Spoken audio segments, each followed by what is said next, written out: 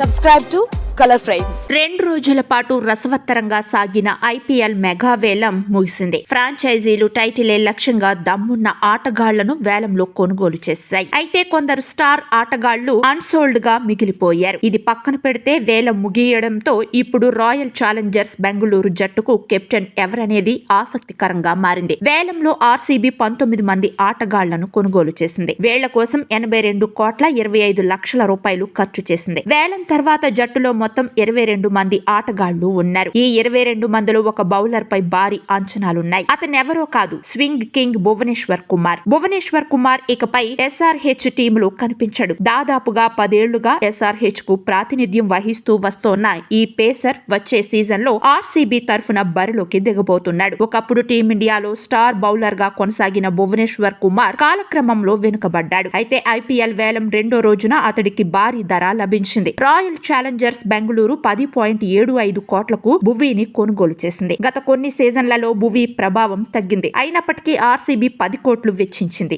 అంటే దాని వెనుక పెద్దగా కారణమే ఉంటుందంటున్నారు క్రికెట్ విశ్లేషకులు. భువీ ఎక్స్పీరియన్స్ ను సరిగ్గా వాడుకోవాలనుకుంటుంది ఆర్సీబీ. ఈ నేపథ్యంలో ఆర్సీబీ పగ్గాలు భువీ చేతిలో పెట్టాలనుకుంటుంది. భువనేశ్వర్ కుమార్ ఐపీఎల్ లో 8 మ్యాచ్లకు కెప్టెన్ గా వ్యవహరించగా అందులో 2 మ్యాచ్లు గెలిచి 6 మ్యాచ్లు ఓడిపోయాడు. గెలుపోటములు పక్కన పెడితే ఇప్పుడు ఆ జట్టుకు కెప్టెన్ చాలా అవసరం. ఇటీవల కోహ్లీ కెప్టెన్ గా బాధ్యతలు స్వీకరించబోతున్నాడని వార్తలు వైరల్ అయ్యాయి. అయితే కోహ్లీకి స్వేచ్ఛనివ్వాలని ఆర్సీబీ యాజమాన్యం భావిస్తోంది. ఈ క్రమంలో కెప్టెన్ పగ్గాలను భువీకి అప్పగిస్తే ఎలా ఉంటుందని ఆర్సీబీ వర్గాలు చర్చించుకుంటున్నాయి. అయితే దీనిపై త్వరలో క్లారిటీ రానుంది. మెగా వేలానికి ముందు ఆర్సీబీ పేసర్ మహ్మద్ సిరాజ్ ను విడుదల చేసింది. దీంతో సిరాజ్ ను 12.25 కోట్లకు గుజరాత్ టైటన్స్ సొంతం చేసుకుంది. వీడియో మీకు నచ్చినట్లయితే ప్లీజ్ లైక్ చేయండి, షేర్ చేయండి, కామెంట్ చేయండి.